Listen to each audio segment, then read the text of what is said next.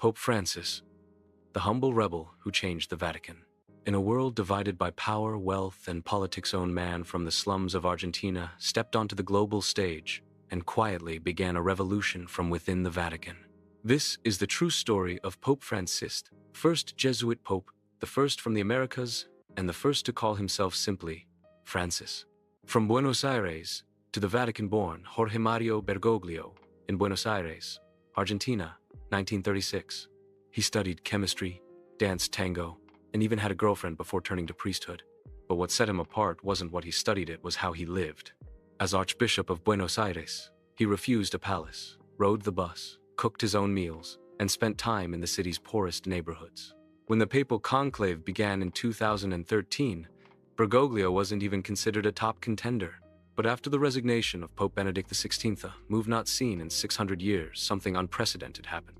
The cardinals chose the humble Argentinian priest to lead 1.3 billion Catholics. A pope of firsts. He took the name Francis after Saint Francis of Assisi, the saint of the poor, sending a clear message. This papacy would be different. He ditched the golden robes, refused the lavish papal apartment, and chose a simple guest house instead.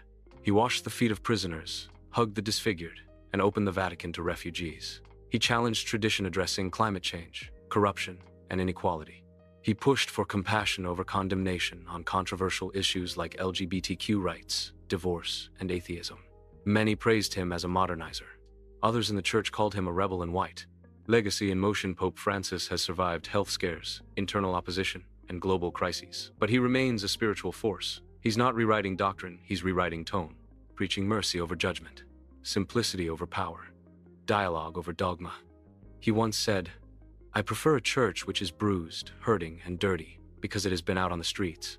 Pope Francis didn't just change the church's image, he reminded the world that true power lies in humility. In an age of noise, he speaks softly, and the world still listens. Like, share, and subscribe to the Story Vault for more inspiring stories that go beyond the headlines and into the heart.